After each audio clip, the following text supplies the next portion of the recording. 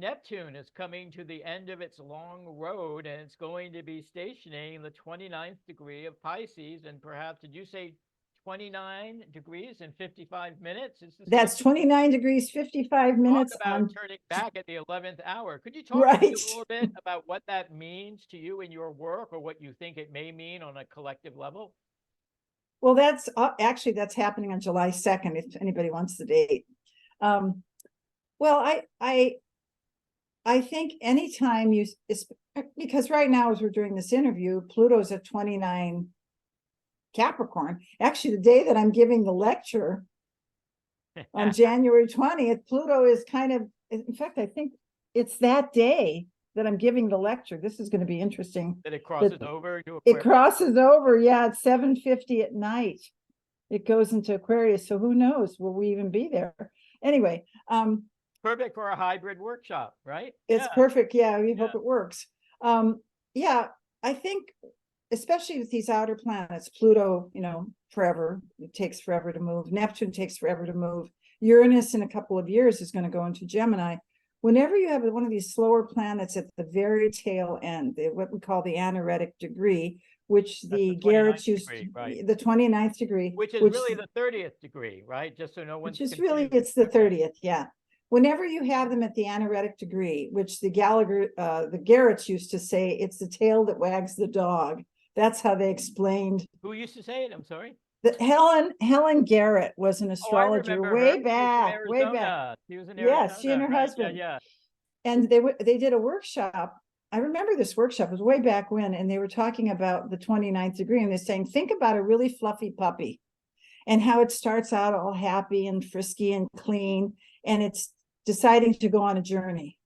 And it's going through these fields, and it's going through the swamp and the mud, and it's going through this and it's going that. And finally, it comes out of all of this. It's near the end of that journey, and the tail has become so heavily laden with mud and stuff that the tail is wagging the dog.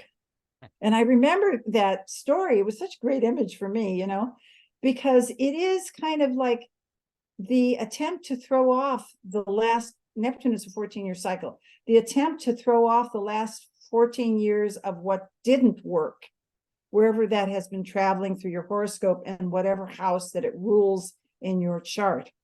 And I do remember Diana Rosenberg, who wrote that book on fixed stars. Yeah, because, the 29th degree is considered to be a very difficult degree.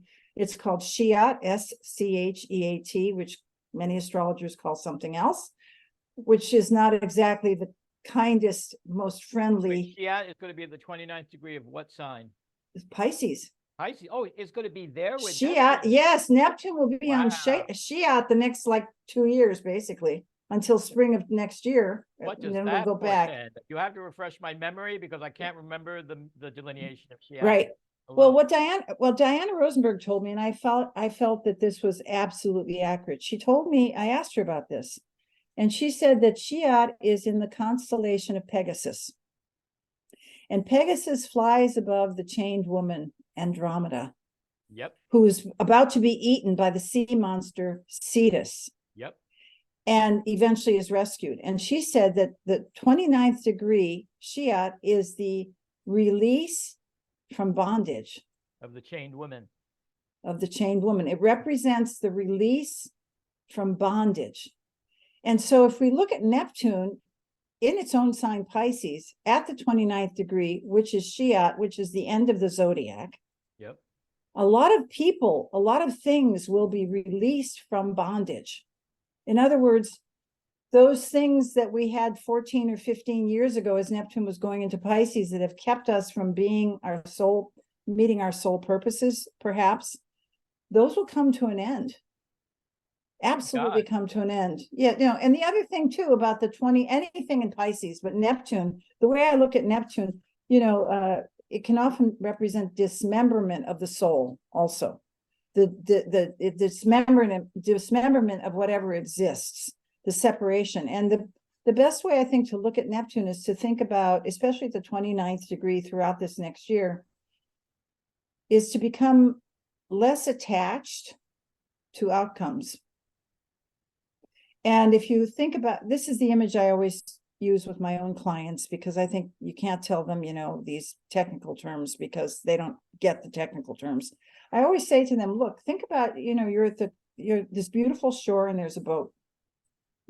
And the sun is coming down and you think, gee, this is nice. I'm going to get in the boat and I'm going to sit there and watch the sun come down. But the waves are kind of lulling you to sleep. And you fall asleep. And you wake up a little bit later and you find yourself in the middle of this big, huge body of water with no shore in place, no shore in sight. Now, there's a couple of things you can do. You can either scream and holler or jump in the water and try to swim to shore. You'll probably die. Or you can just let that boat take you with the current to a distant shore. Go with the flow. Going with the flow. Yeah. And I think that this is what we have to do to be released from whatever bondage we keep encasing ourselves in the course of this next year and a half with Neptune at 29 degrees. And we will be released from bondage. I mean, frankly, people will die. People will pass away. Things will happen that will change our lives. We'll decide to leave our homes. We'll decide to move. We'll decide to change families. This is whatever the bondage has been. And, there's bondage. What is bondage?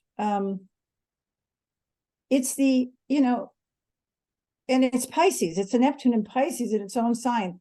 It's realizing that there's only so much you can do to help other people. And at some point, you have to let them stand on their own 2 feet and say no.